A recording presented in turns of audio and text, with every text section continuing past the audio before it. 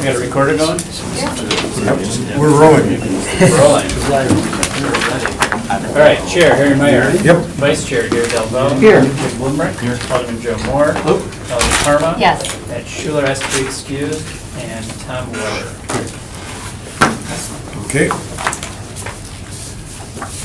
As for a vote, approve the agenda as sent out to all of us. So moved. Tom and Jim, those in favor say aye. Aye. Opposed, carried. Approval of the minutes that were sent out by Lisa a couple weeks ago.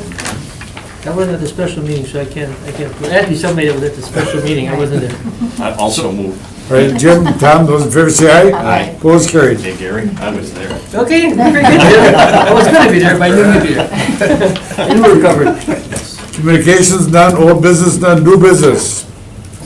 Consideration of possible action on development agreement GBS owner LLC for the East Town Wall development at 2350 East Mason Street, tax parcels 211267 and 2350, 2390 East Mason Street, tax parcel 211263.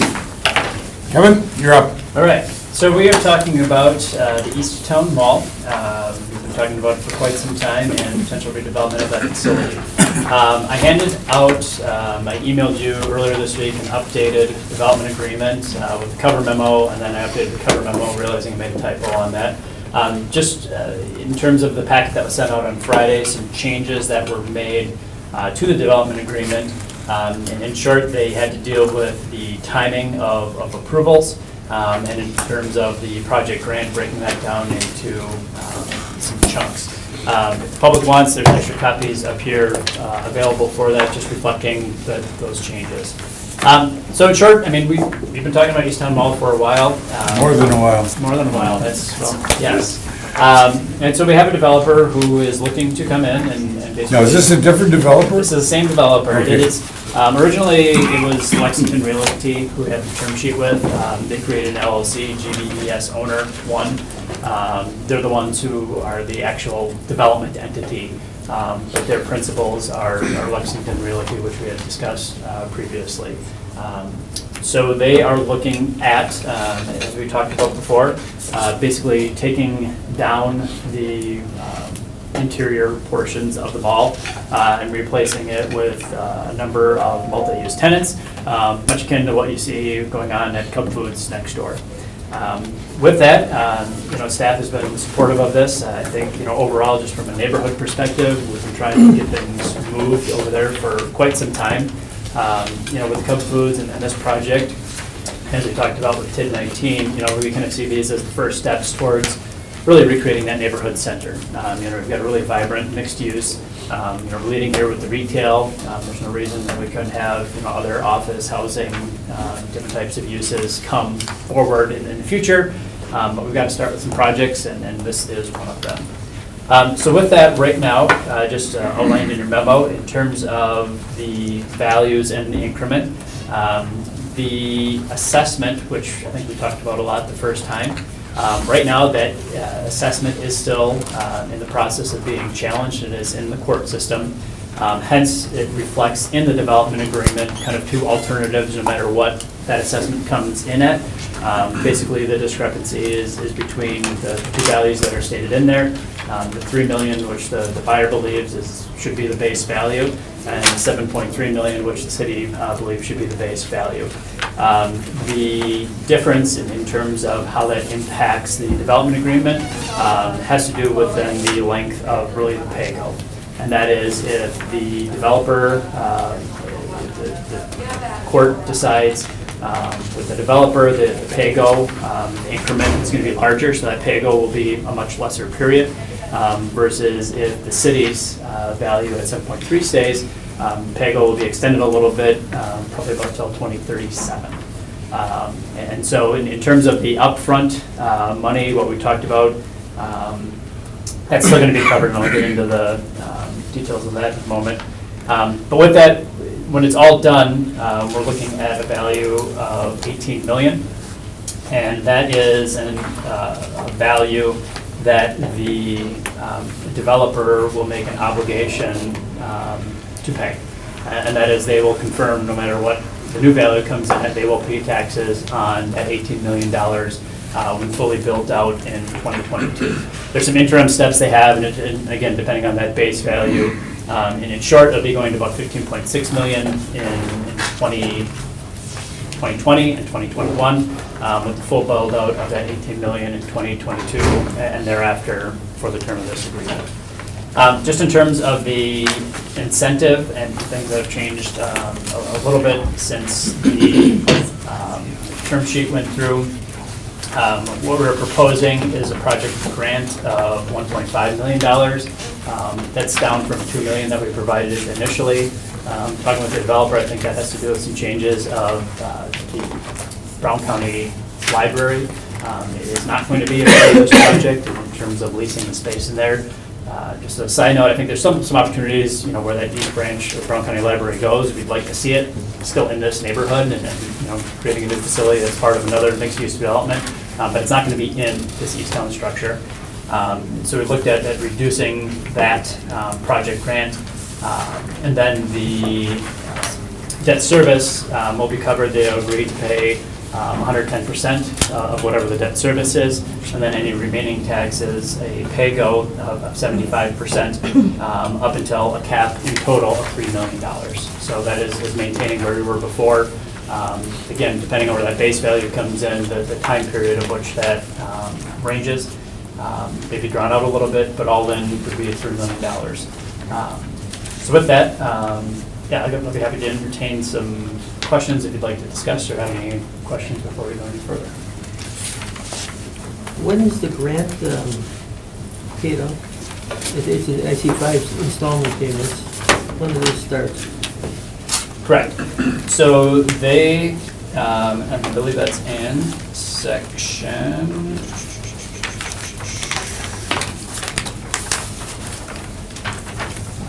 A.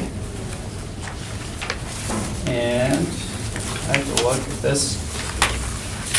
I've had so many copies going back and forth. Just want to make sure this is the right one or if this is the wrong one.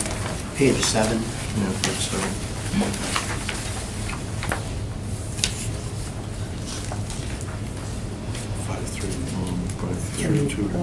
Grant. So all of it's paid by July 1st, 2018? No, that was one of the changes that we Here. requested. I was gonna say, here's the updated one, Oh. October 1st, 2019. Okay. Did you? Oh, you know what? I'm looking at my old one. I was gonna say. That's why. Oh, so much. Okay, the one I just handed, oh, nope, not that one. This one, the one I handed the paper clip. Okay, that one goes. That's the one I emailed out on Monday. Yeah, I didn't print it off. Fine. I apologize. So page 7. So one of the things we looked at is in terms of just instead of providing all the money up front as the project goes on, breaking it out into 5 payments of $300,000. That will be done in 2019. In terms of the schedule that they proposed, they're required to gain all of their approvals for site plan, construction, building, all those types of things by September of 2018. That means they've got to get in the ground moving by April 1st of 19. By doing so then, that allows us then following summer, June, July, August, September, and October, to make the payments on the project grant, with then the pay-go again starting after that once taxes start Right. coming in. Right. So that would, yeah, not be until 2019. And by far, that is my biggest disappointment when I look at this. Obtain approvals by September 30th, 2018, construction April 1st, 2019. Cubs rolling. And I'm just saying, maybe at the open meeting to get some answers from the developer, but this is way out there. This is tying up that property for a long time, and actually nothing's happening. So I'd like to get some understanding of that. Sure. 2 pieces to that. One, I think with this piece, it's a little more complicated because you have 2 existing tenants in there with the Hobby Lobby and I always get these confused, the Petco is in there, who already have leases. So it's working with them to make sure, there's certain riders or contingencies in their leases about, all right, their longevity and then how they fit into this mix. Also, in terms of making them happy, I mean, retailers want to be by other certain retailers and don't want to be by other particular types of retailers. So in terms of one of the challenges, and in closed session, we can discuss a little bit about in terms of potential tenants or the options that we've talked about. Instead of having really 60,000 square feet to build out, you've got over 100,000 square feet to build out and get all the right pieces in. And I think they wanted to make sure that they had the right pieces of the puzzle in place, and they feel that they were not able to commit to that until next year. I think one of our challenges is because our assessments are on January 1st, it doesn't matter if you do it January 15th, you've got to wait until the whole next year. So I think their concern was not being able to have all of those locked up with the security to move forward until 2018. With that, the other point is I feel it's important for us, if we are going to create a tax increment district up here, we have some sort of development agreement that basically locks us in, especially when it comes in terms of value. I don't want the city to get into a situation where we create a TID, don't have a development agreement for a piece of property, and it decreases value, and now we sabotage really the whole TID in terms of moving forward. Our future value is less than our base value. I don't think it would happen here, but in terms of just looking out for the city, I think it's important that again, this agreement locks us in. Whatever courts decide is that base value for 2017, that's what's going to stay, and they're going to guarantee at least that. I don't know if Alan was here. No. Okay. To talk about just the timing. With that, I mean, just from also a staff perspective, I mean, this developer we have been working with for a while, and it's not like we're swatting away offers for somebody else to come in here. I think there's some other opportunities. Look, if they don't make these obligations in terms of moving forward, there's other opportunity for us to go forward with some other things. Kevin, is there any penalty against them if they flop on this project? Flopping as in? Like, end it? I mean, if we don't come to an agreement, here's what we'll have. I mean, we basically have this locked into agreement that gives us time to maintain at least the minimum base value. Should this not move forward for whatever reason, and right now I've got a good feeling that it is going to move forward. I don't have any hesitation why it would not move forward. I think there is, look, I mean, with any development agreement, should it not move forward, depends who else picks it up, but I think creating that tax increment district there and showing, look, another development would come in, either utilize that or not utilize that. We'd have to discuss it at that time. But in terms of projecting, I think that is one of the reasons for having the extended deadline for terms of completion, is to be able to provide that time to put the right package together that's going to work. Who owns the parking lot? The developer. So in terms of these parcels here, the Cub Foods owns that whole parking lot out in front of them. Kohl's owns their parking lot out in front of their store. These developers own the Easttown parking lot, the next section. So every individual entity owns the parking lot. Discussed with them and discussed about the TID. That is a lot of gray space where, look, even on Black Friday, that is not filled. So there's development potential out there in terms of providing an outlet. I think we've also discussed some of the current tenants in the Easttown Mall could perhaps go out to a smaller shop on the outlet, kind of paralleling some of those that are along Mason Street. So there's the Mason Street and there's kind of that interior frontage road. There's room enough for another set of development, kind of that south side of that frontage road.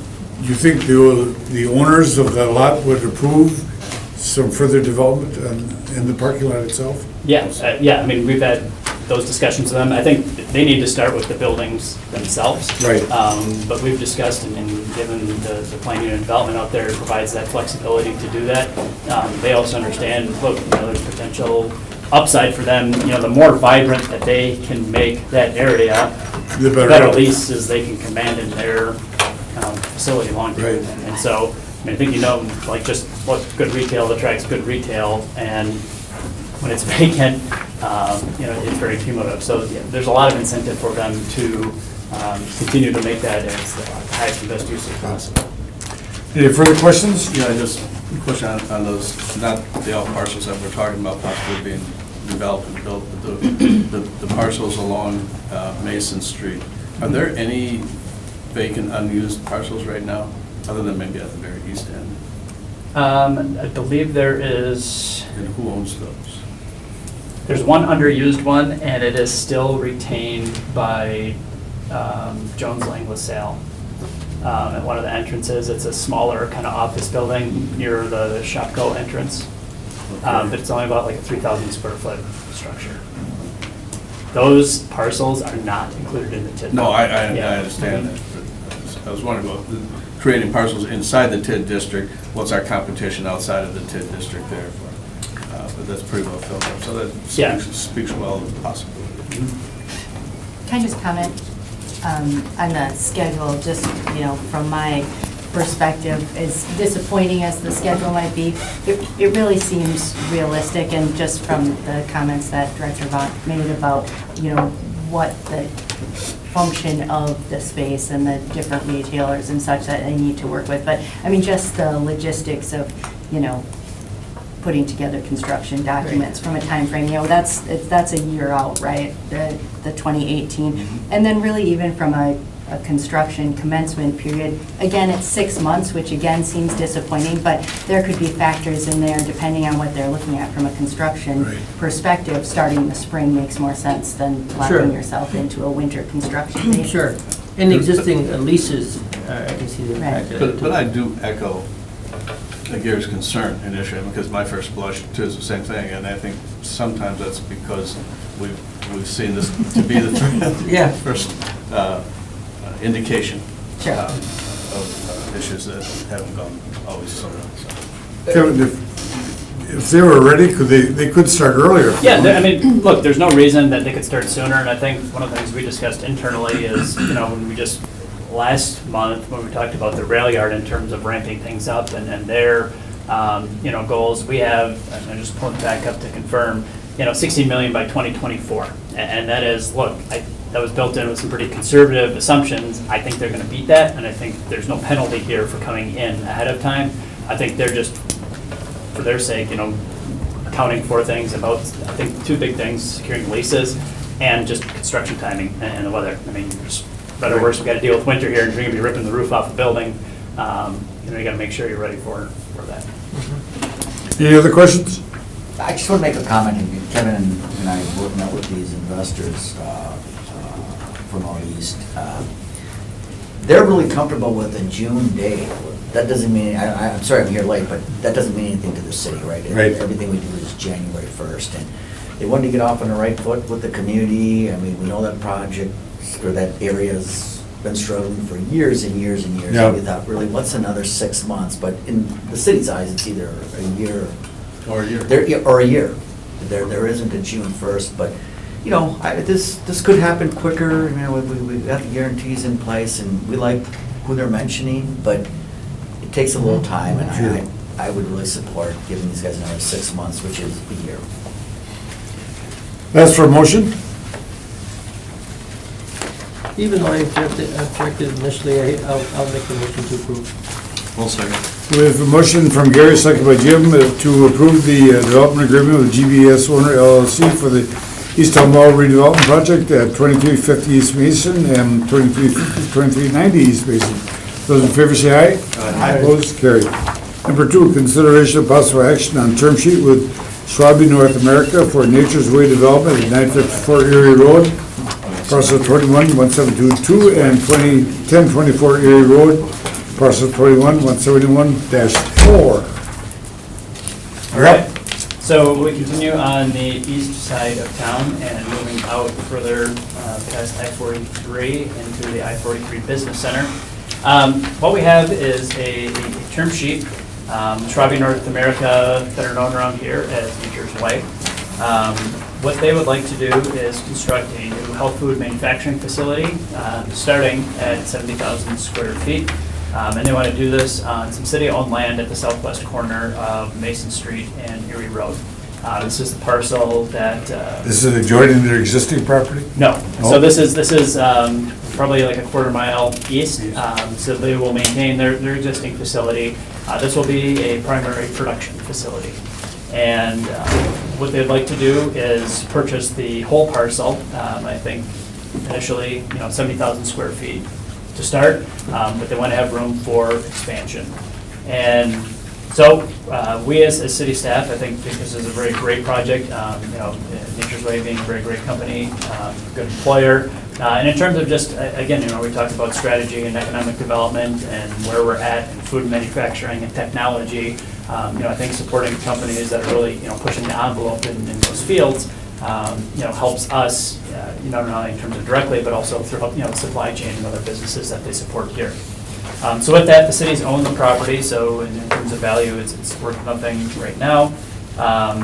Estimating about $19.2 million in the facility of worth when it's done. That's just, get too deep into assessment questions. This one is a little different because industrial is handled by the state. But this is basically just using kind of the formula for manufacturing facilities and the rates per square foot.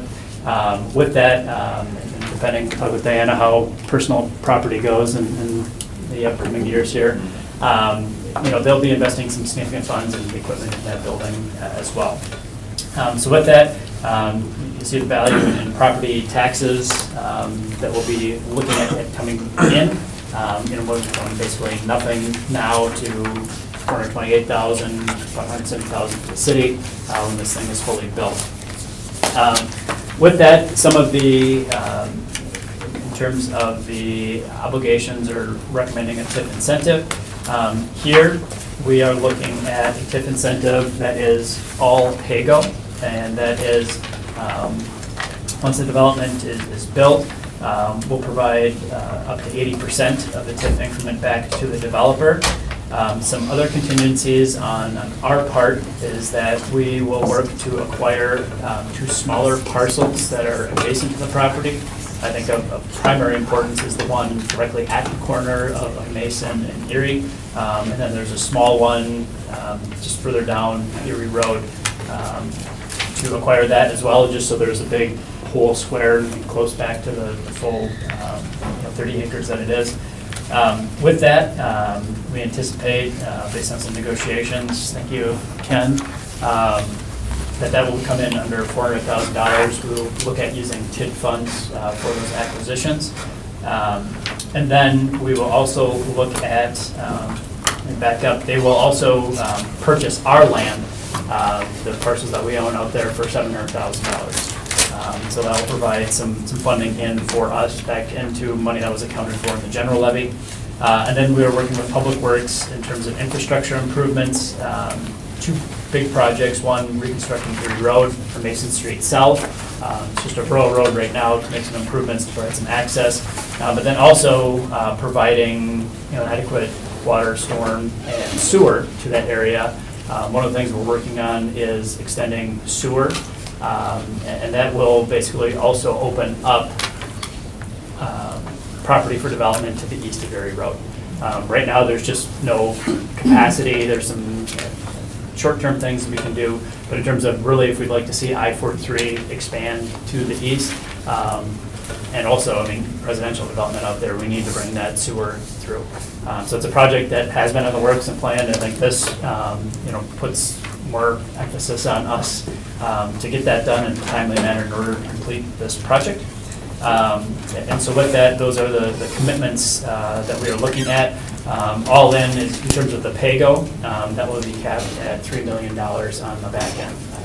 This is in TID 12. I know we had some discussions about closing down that TID, and I think one of the things, this is just the term sheet, but we provided in here either having this come out of TID 12, extending TID 12 to take care of the obligations, or have it open to a potential new TID in this area, whereby I think there was some consensus or direction to close down TID 12 in the near future, but then look at a new TID basically kind of from this property going east to facilitate some Much more additional time.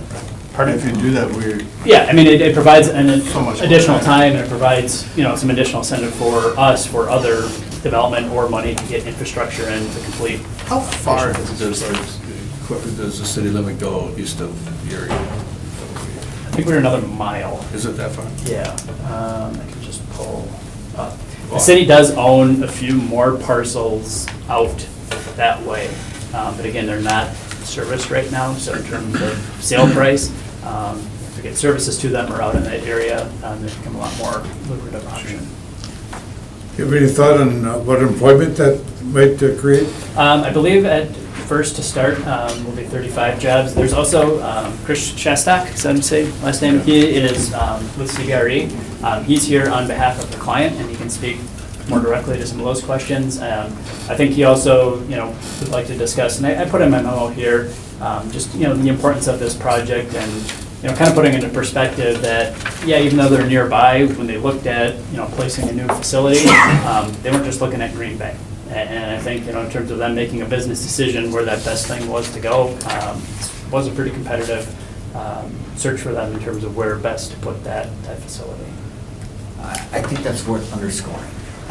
Do you remember, it wasn't, what was it, 6 years ago when they were purchased and it was Salt Lake City, Right, Green Bay? the German firm. Right, Yeah. they came in, we went through neighborhood associations, trails, and we talked about this community supporting manufacturing and supporting technology, and that this was a good home for them and their employees. And we're back to that again, and look, it's just the way of the world. I think what they're asking for, I said to Kevin, this is very fair. Right. And I think what the other areas they're looking at, I don't know if we're at liberty to say that, but there's other good communities in the United States right now, and I think we're one of them. And I just need some really strong consideration, because I think the gain of new property, $700,000, new jobs, you also have a risk of losing someone who's been terrific to this community. So this is a big decision today, and we would like to move this forward as expeditiously as possible. I mean, we've been at this for some time, I'm sure you know that, but it's a good project. Should we open up the meeting? Yeah, I didn't make a motion to open up the meeting to hear a little more about it. Second that one. And do your little reading? Or just No, open no, the we're- meeting? just Okay, open. all right. We have a motion then to open the meeting for public discussion. Those in favor say aye. Aye. Opposed, carried. Invite your Yeah. government friend up Yeah. here to give the third degree. Good afternoon. Chris Shastak from CBR in Chicago. Appreciate the opportunity to be here.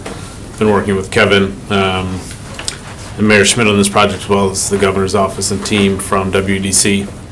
And certainly invite questions. I think what I would lead with, piggybacking on what the mayor stated, is investment begets investment. From a manufacturing standpoint, jobs and talent are issues across the country. It's not just a Green Bay issue. This is skilled manufacturing talent is tighter and tighter and tighter. And I think what you see here is a company that has spent a lot of time and money and effort, especially in training and in partnership with entities outside of its core business within the community and within some of the community colleges and tech services, to continue to create jobs that provide upward mobility. The question was on job creation. I think the way to look at this is this commitment is a phase one, is a 70,000 square foot build-to-suit facility. It's about $27 million outside of $16 million in new machinery and equipment. Those jobs are 35 production level jobs in the aggregate, but average wages around $48,000 to $50,000. Significantly above what you see manufacturing talent. Average wages in these fields around the country, and then above, obviously, in the Brown County average. So, with that, I welcome questions. I would tell you that sincere appreciation from the city to date on consideration here. As Kevin and the mayor indicated, we spent a lot of time looking at this holistically. Impact to supply chain, impact to labor, impact to existing operations, how a net new facility fits into the existing manufacturing footprint, especially in regards to, and I'm not going to dive too deep in public setting as to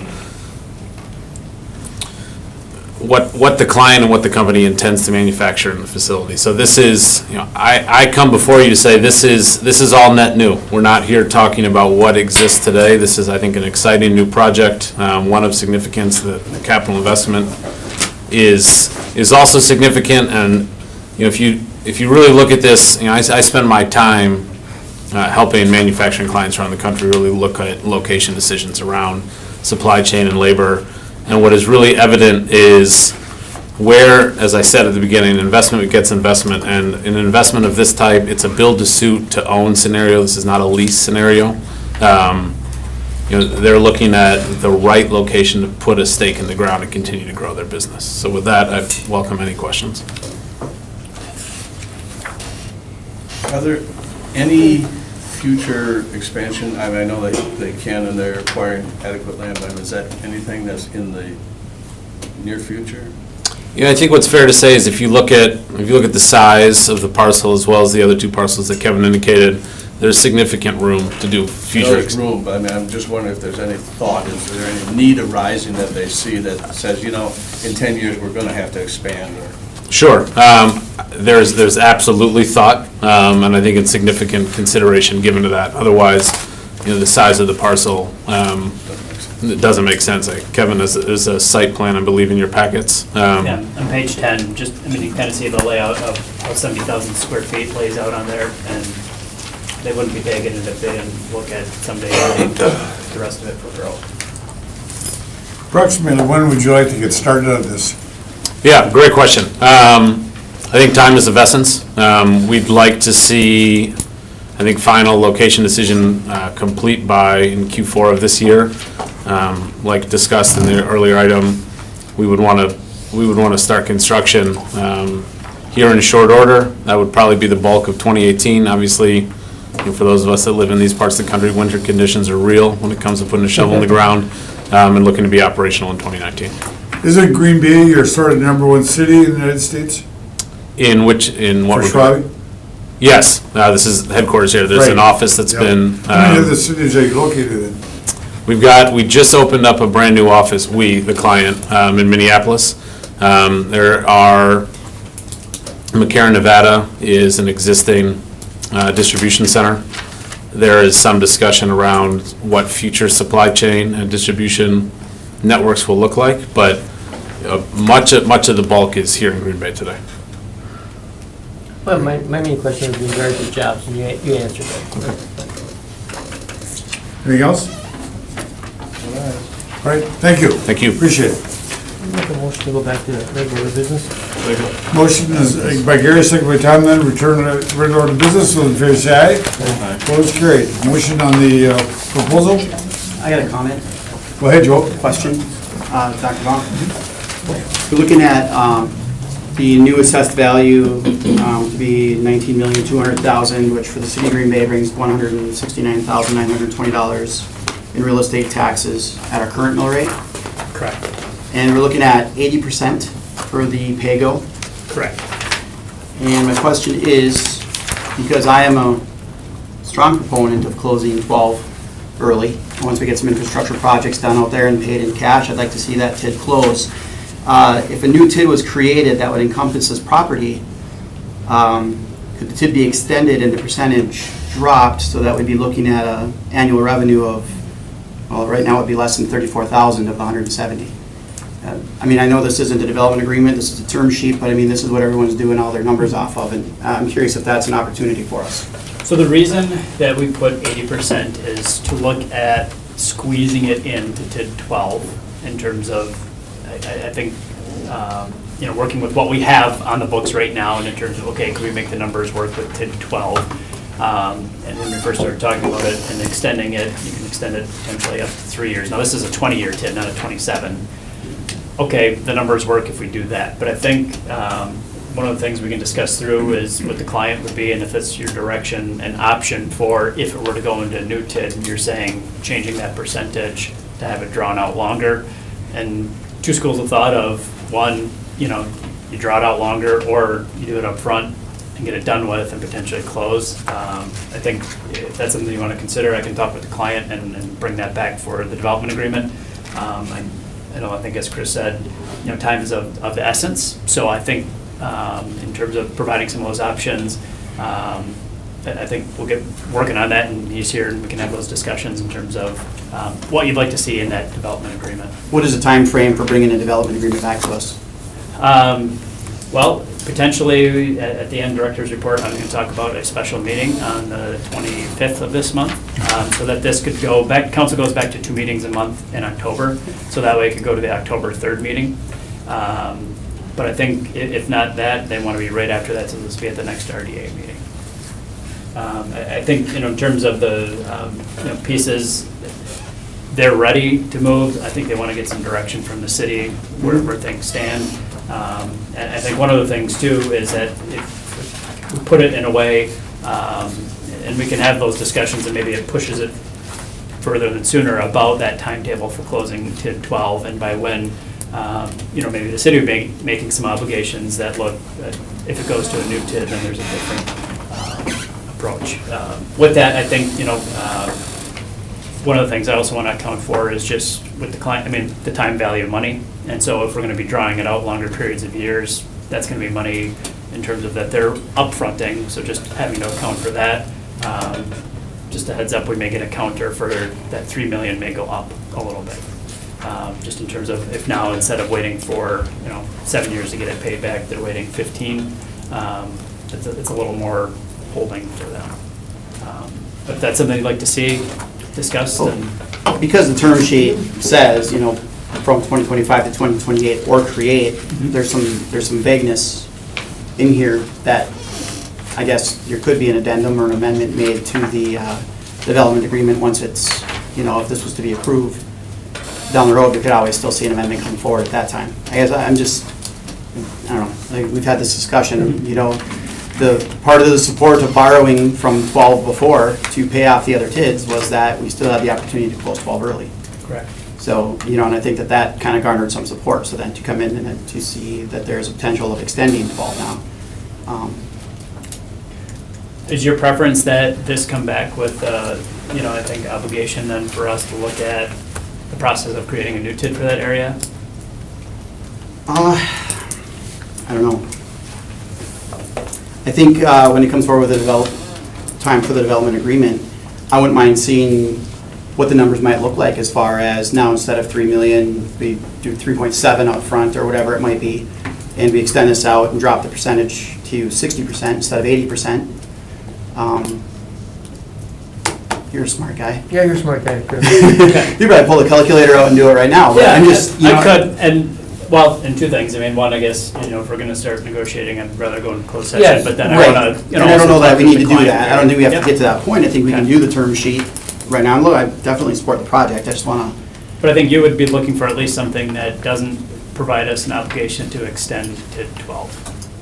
I'd like to see it Option. expire when it's meant to Okay. at the worst case scenario. Okay. But look, it's 3 years. And if it extends 3 years, and that's the difference between this deal going through or not, well then, I would Just- support the 3 years if Right. that was the deal breaker. And one other alternative, just so I can put it on the table, that, look, and we know that TID is healthy, Right. as we've talked about for some of the other TIDs. If we were to, we can still shut it down, and again, I've talked with Diana about the numbers, but if there's enough cash in there, we can just put that in an escrow account and pay that out as it's needed. So we can still shut it down. That's an even better option. So if that's the way you'd want to go, I think we can talk about, some funding upcoming for, Sure. like I said, doing the infrastructure, and maybe let's just take a look at that. Maybe if a couple of those questions could be answered at the presentation of the development agreement or in Okay. between then. Yep. But yeah, otherwise, look, I don't know if there's a lot more discussion on this, but I would make the motion that we go ahead and approve the term sheet as it's presented today. I'll second. Okay, we have a motion by Joe, second by Gary, then to approve the term sheet with Schwabi North America for Nature's Way Development at 954 Erie Road and 1024 Erie Road. Those in favor say aye. Aye. Opposed, carried. All set. Thanks, Chris. Thank you. Number 3, consideration possible action to utilize $500,000 of state trust fund for the neighborhood enhancement program as directed by the Common Council at the May 17th, 2016 meeting. Move to approve.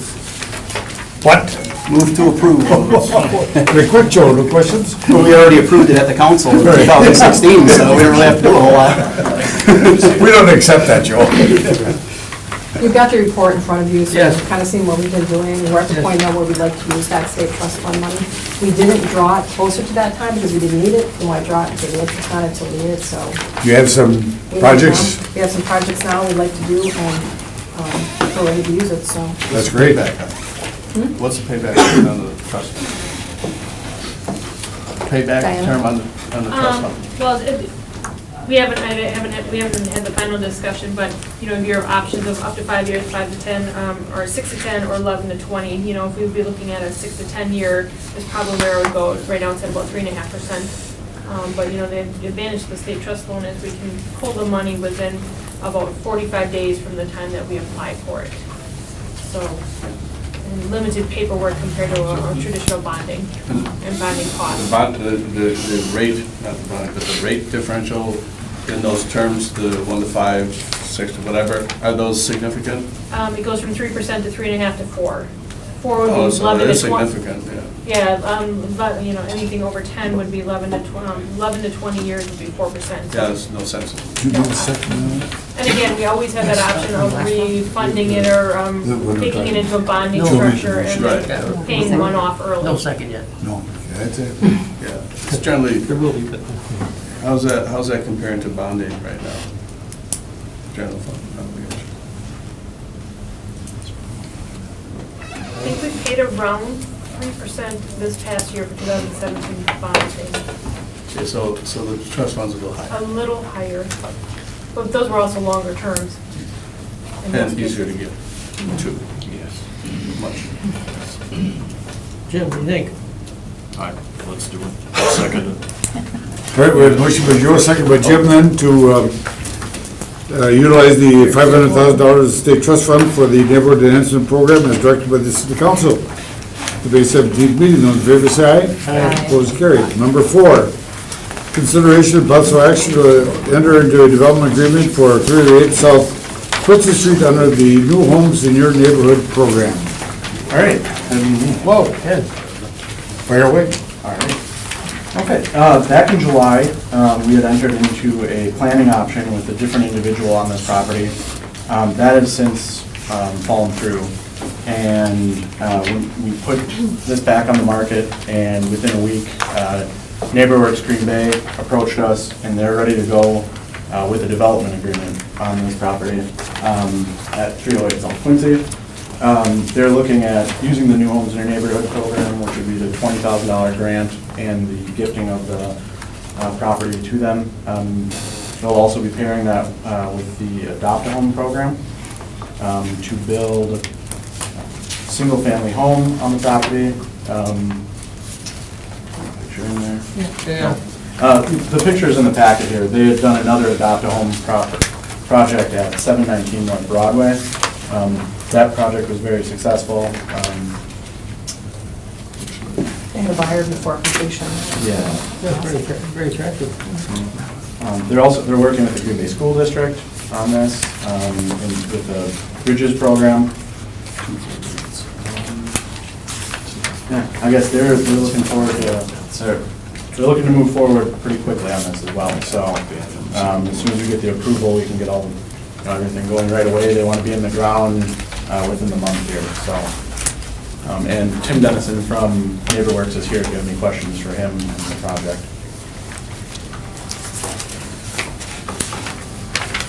Any thoughts, anybody? It's a good project. Yeah.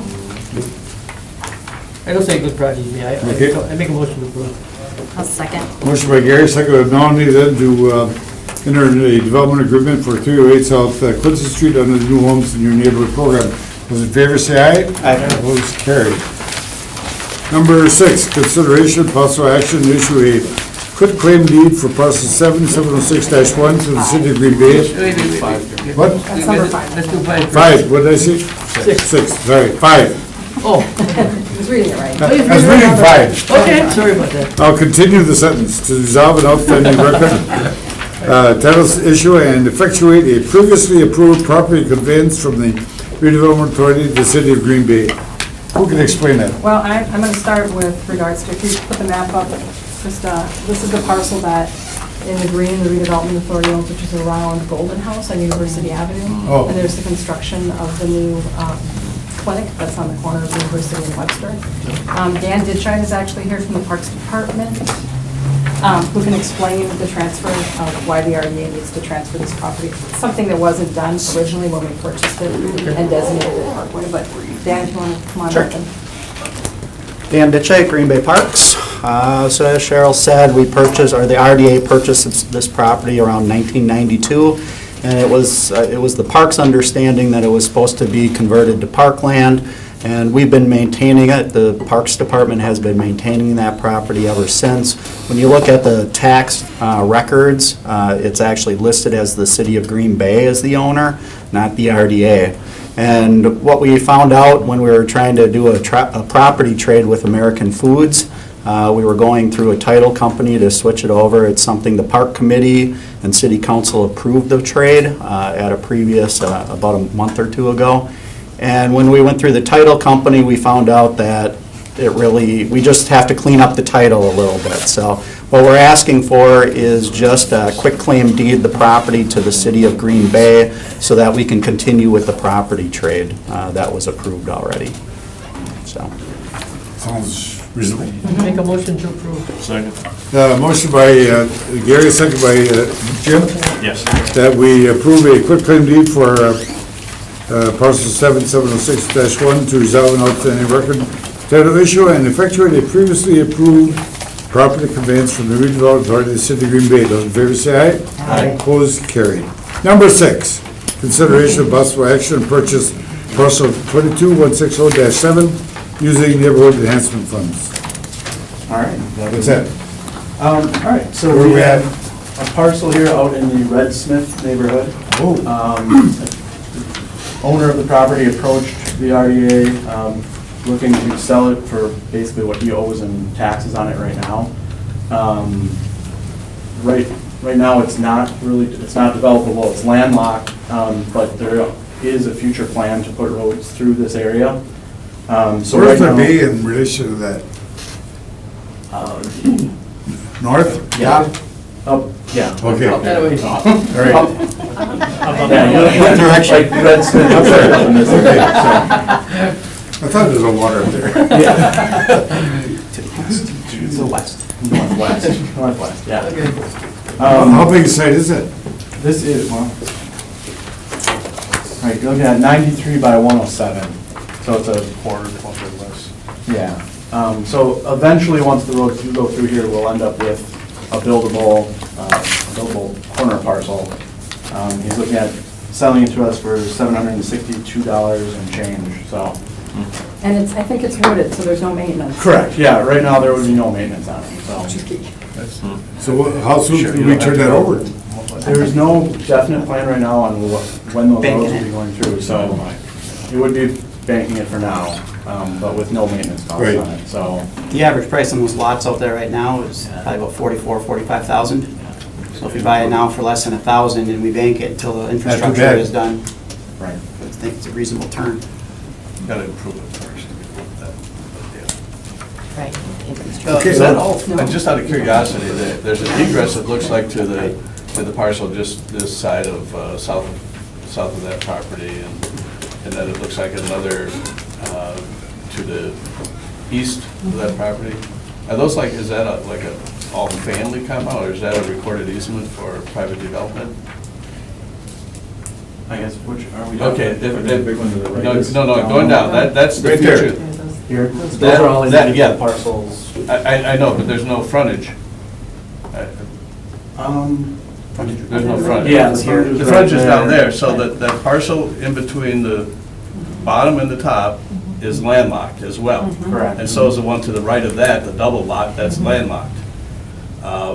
And I'm looking, it looks like there's a paved access, and I'm just wondering if that's Yeah, a recorded easement, or if it's, that I would have to Owned by the look same into. owner, Yeah. yeah. well, just because if it was something that was, yeah, all like a family compound or something like that, no, but if it's a kind of recorded easement, maybe you could, for development, if they wanted, they could extend that easement up along the boundary of that property as well.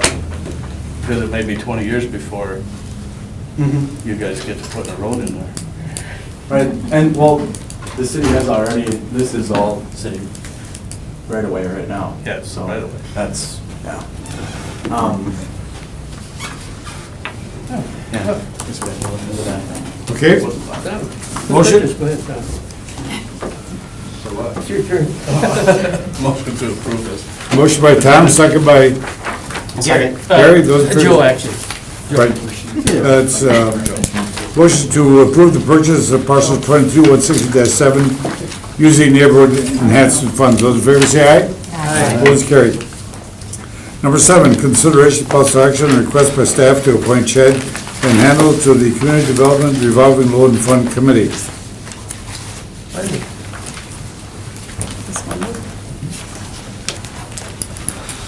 Yes. Wendy? Yep, we all get a turn today. How about that? So I help with the Community Development Revolving Loan Fund Committee and bring projects to that committee. We had a resignation of Mike Vogel a little while ago. His responsibilities changed when some of the bank mergers happened, and we have been absent a banking lending professional on our committee. We've filled his vacancy on our EDA, typically on our Economic Development Authority. Typically, that was a position that Mike had served on both the Revolving Loan Fund and the Economic Development Authority. In our charter, it says that in the absence of a banker that serves on either, or a banking or lender person with a professional background on the EDA or RDA, we could appoint an at-large committee, a person of the community. And Chad has been active in a number of things. He's served on Broadway, he's worked in a number of lenders, and I think that he would be an attribute to our committee as far as bringing his professional background. Sounds good. I make a motion to approve. Motion by Gary, second by Tom then to appoint Chad Van Handel to the Community Development Revolving Loan Fund. Those in favor say aye. Aye. Opposed, carried. Number 8, consideration of possible action award contracts to low qualified bidders for the roof and facade repairs for the property located at 227 East Walnut Street, 101 North Adams Street, and 109 North Adams Street. Kevin, I expect you've been working on that project. That's actually me. Really? Yeah. Oh, And Michelle got it. he delegates I'm us. sure To recap. Yes, I've been in there quite often now.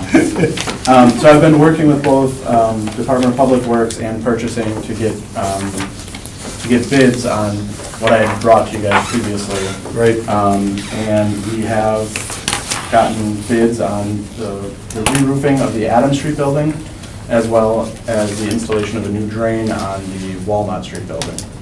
And then we've also gotten bids for boarding up some of the windows that have been open, and doing some other repairs to the building, and also the facade repairs for the exterior of the building, patching in some of the lintels and some of those exterior repairs that are allowing water to penetrate the building. So right now, we're looking at awarding the bids for 4 different bids for a total of $87,820. Kevin, is that within the range that we originally talked about, of what we're gonna spend on that project? Yeah, originally, and I should note, we haven't gotten any bids on heating the building yet. So that was another $42,000 that we had estimated. But our original was $115,000. Okay. What we were looking at. So we should be able So came to under make that. that okay. So we're under that. Yeah. Well, that's good. Yeah, and the thing with the heating right now, we're looking at if we're doing gas heating or electric in the building, and just kind of weighing some of those costs. So that, I know that phase, that's what we've been doing as well, so. How much did you estimate for the heating? 42,000 is what we had in our original. On top of the 87, that takes us beyond what we had initially. 30. Right. We actually had 300,000 allocated through block grant to use on this building. So as far as funding, we're okay with it. Right. Or is there anything else that allocation was for besides the items that we've discussed Well, we here? were planning on using that with the developer Oh, for the okay. historic preservation of the building, but unfortunately, yeah, we're just using it to preserve the building. To preserve? Right. Well, it's historic, we're We're gonna, preserving a historic building from the elements. yeah. what are there issues with getting heating contractors to bid on it? Or, I mean, because we're getting close to, you know, we do all these other facade things and we'll fix up things and everything else, and if come January, there's no heat in that building, there's any moisture around, we're going to That'd be good. not be good.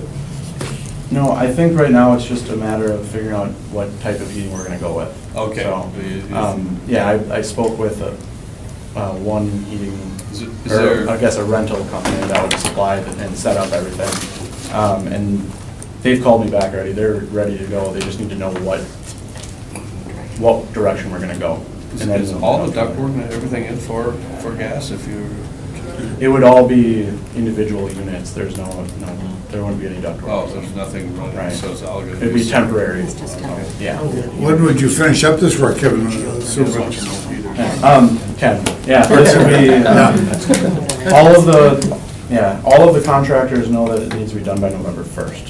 So that's Really? our- Yeah, Well, that's pretty good. yeah, so we set that deadline for them. So. Right? I'll make a motion to approve award contracts to low qualified bidders for roof and facade repairs. Second.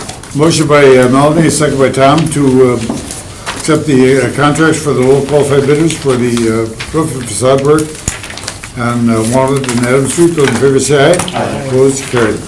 Number 9, consideration of possible action to accept the short sale proposal for 1022 North Bear Street. I won't even guess who's, That is Kevin. That is. that is Kevin. Different Kevin. Sooner or later. Right. He's the forest area. Get rid of all these Kevins around here. The KEs. So, we did not include a report on this, it's on the agenda at the last moment, so I'm passing it around the sales. Thanks for that. Closing statement. So we have a homeowner who is going into foreclosure, had her property up for sale for the last 9 months, I believe. Lots of looks, no reasonable offers, finally got a reasonable offer, which the Realtor thinks is acceptable. It's in the range. So she's asking for a short sale, so bottom line is she's either gonna walk or, because she has no money. You know, and I asked her personally about making an arrangement for repayment. She said, I live in a trailer court in Florida and the hurricane's coming and I have no money. She got missed. Yeah, so, you know, that's where it's at, so. Yeah. So Kevin, we're the second mortgage? We are the second mortgage. The first mortgage is $30,000, and the costs are enclosed there. The Realtor and the banker both say, if you don't take this, Yeah. you're gonna lose it, so. Who's got the second? We do. Okay. The first is, Is Luxembourg. Yeah, I mean, the only problem with short sales is that they can take forever to get through the problem, through the system. They're miserable. But yeah, go for it, I mean, from my standpoint. So how much is this? well, we have $18,744 that is owed to us, all right? They're expecting that. The minimum they're going to deduct is $3,059. So we're gonna lose. But a bit closing more than is. 5, so we're down So we 5,000 or so. We could be down 5. At least we get rid of it. Right. So if they deduct the 3, we would get the payment of $15,685 back? Is Well, that closing, I mean, we're gonna need everything. Minus Well, there's, most of the closing costs on this statement should be. So it looks like it's got the closings on here, right, the net? Yeah, They're in the whole but by the end of the day, 3,059. you They're gonna be closing slush fund that sometime. couple grand, I mean, I agree with short sale. Because it takes so long, so often. Is the house vacant now? Yeah. Yeah. Do you know if this loan is held by the Bank of Luxembourg, or if it's? I do not. I'm assuming, because they made several phone calls to me, that it is. That's good news. Yeah. That's good. What kind of shape is it in, Kevin? It's in good shape, actually. It's, the difficulty with selling it is, it's got kind of a wet basement, so they put some money into the basement. The bank actually put some money into the basement to repair it, make it look dry, and it's in the floodplain. Well, and somebody crashed into it. Yeah, there was Took out the garage, Yeah, so. there was some issues, but, you know, generally speaking, it's in nice shape. It should be a nice home for somebody with a little little bit of update. Yeah, turn it on the camera. Yeah, I talked to Jeff and the Bank of Luxembourg on this. Really, her options are accept it or it goes to foreclosure. And those are her two choices. If it goes to foreclosure, we'll never be made. Right. We might not see a penny. We probably won't see a penny. So- And we So wouldn't, it's we a wouldn't neutral. buy it. I mean, I don't think we'd buy this one. You know what I No. mean, this wasn't what This wouldn't be we were worth it. looking for, so. It's It was right along the railroad worth tracks. 55 maybe, and, yeah. And then just full disclosure for Mr. Weber and myself is that our broker actually has this listing, but neither one of us would benefit financially on it, so we can vote on this. All right. Any other comments? I make motion to approve. Second. Motion by Gary, second by Tom to approve the, Jim? Oh, sorry, you guys speak louder, Jim. Short sale proposal for 1022 North Bear Street. Those in favor say aye. Aye. Opposed, carried. Thank you. Couple of bills, consideration of possible action for the approval of the final payment to MCC Inc. in the amount of $1,309.08 for the contract CD 1701 6th Street resurfacing. Please. Okay. approval. Motion. Yeah, all done? When are you gonna get out in my neighborhood with some repaving? Where's the mayor? Motion by Tom, second by I'll second. Melanie. Those in favor say aye. Opposed, carried. Consideration of possible action on the acceptance of the financial report and check register as provided. Well, we got one. Oh, here. So moved. Here we go.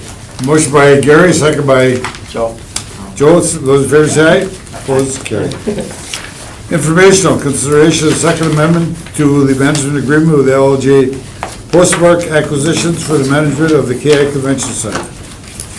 Were we gonna meet over there with sometime? Kevin? So, We are. we are actually gonna meet over there. As Today? for this item, there is actually going to be nothing to discuss today. This was looking at potential for perhaps looking at a management agreement, but there is no need for that at this time. So, I don't know, it's informational if you have to receive and place on file, or if we can just go over it. Just receive and place on file. So if you wanna make a motion for that? Sure. Sure. Or if you want to hold it, actually hold it, that's. Okay, why don't you hold it, and we can put it back on the agenda if it needs to be. So no motion? Motion to table. No motion? Motion to Motion to hold or hold. table? Motion to hold? Postpone it. Postpone definitely. Okay. That's table, just table it. Table. Table. Okay. I have a motion to table it. All right, we have a motion to the table, the consideration for the manager agreement with the LLJ Postmark. And we have a second by Jim. Yes. Good work, Jim. Those in favor say aye. Aye. Opposed, carried. So, with that, we are working on scheduling a meeting over at KI for this fall. I think we had talked about either October October or or November. November. Okay, either way. Yeah, October better, it's cold in November. Hey, what were they doing, digging, it looked like, I don't know if there was a water or sewer line issue or something on the north end of the hotel? That'll be coming next month, the Yes. RDA. Oh, That was some, I think, some rainwater issues with regards to Yeah. construction, that got clogged up, and we had to go dig it out to repair it. I will be bringing that to you in October. was that your fault? It actually wasn't. It was the rain's fault, but Is we're not it? rain. Anything to offer, Kevin? So just quick director's report project updates. I just want to note, and I think maybe we talked a little bit before when I was talking about the revolving loan fund. All those funds are out there in the community right now. So just Wendy has brought that from, I think, when I started, we were at over $1 million, down to zero. Really? So that money is out there working. Yes. So, hats off to. Kudos, Wendy Wendy. and team. That's where it should be, out there working in the community. Well, that's great. So, yeah, it's excellent. So hopefully with the next block grant round, if there's some leftover shower money, just to get that in there. And again, as we get payments, we'll replenish that account. Actually, there's some money allocated, wasn't there? Yes, yep. Yeah, there is. With that, also, just other project we touched on, shower, Ken's been working on, as we said, we've got a lot of interested developers, and we've got a lot of interested tenants, some are not one and the same, so we're working on meshing them and getting them together also with us to see if we can make some connections and figure out how we crack this tough nut called Shower and Schumacher. before fall. We're So gonna do it. we're convinced that, you know what, we're just gonna take it in our own hands, but we're working on that this fall, in the next few weeks, just to plan. I think that what we passed today should help that along a little bit. Yep, exactly, That's an exactly. excellent- And that's one of the things we He talked first about. said that. Yeah, to just look, we're gonna stabilize it and not do too much to it, but just enough so we don't ruin it So we don't anymore. have to tear it down. Yeah. Talk about KI meeting, other things for Hotel Northland, court date has been set for October 3rd. Yes. Is that correct? As far as the. October 3rd? Yes, for the receivership. So at that, I think, I don't know, if you want to say something on that? And that's a triggering date for some. With the development, just the receivership, the lender. Based on the funds that we triggered. So the receivership, they submitted the petition last month, and it sat in front of the court for a little bit. They finally reassigned it. They came up with a tentative hearing date. In the interim, the court decided to internally reassign it. So it was just assigned to the regular division, or to the civil division, it just got reassigned to their commercial division. And so that's in front of Judge Atkinson. And so we had a scheduling conference yesterday just to come up with calendaring dates, and that's when the October 3rd date came. So that's the only action. Oh. So it'd be a different judge then? Yes. Interesting.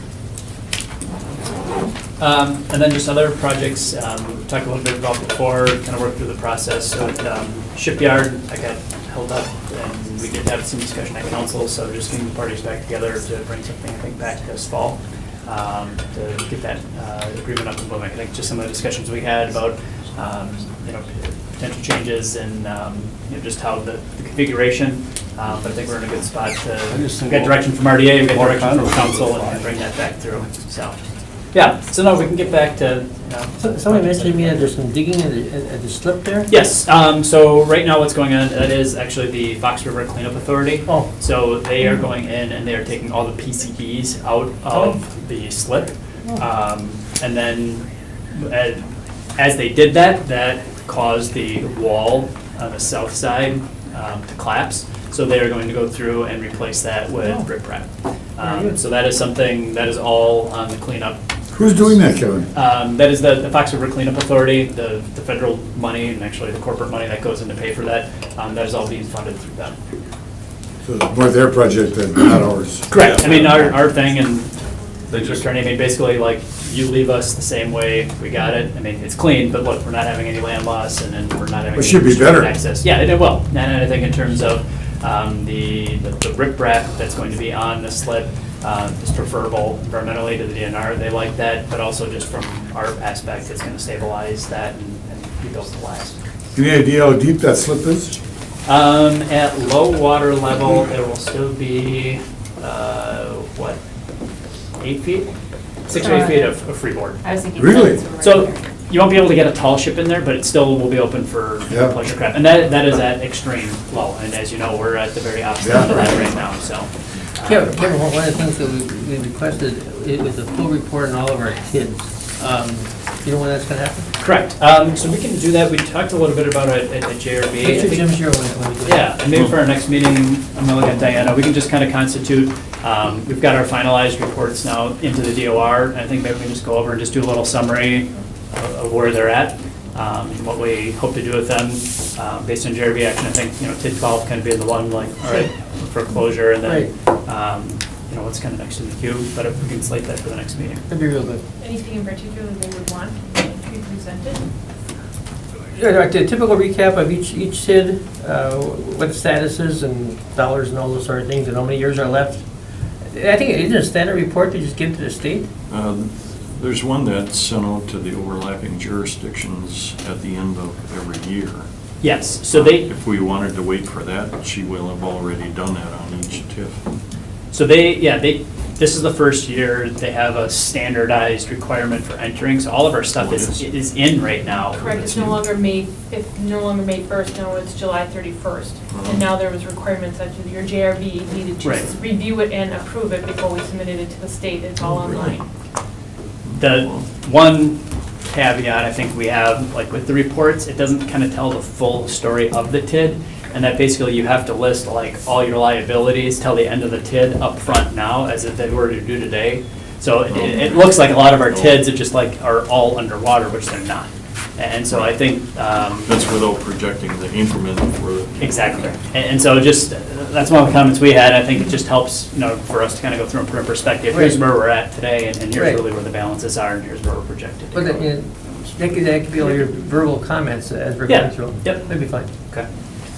And then, so with that, I may have Lisa reach out and pull you potentially for a special meeting the week of the 26th, based on. Of September? Yes, based on Nature's Way in terms of those negotiations Yeah. moving forward, or if there's other things that need to get on the October 3rd Good. council meeting. All right, anything else? Meeting adjourned. Thank you.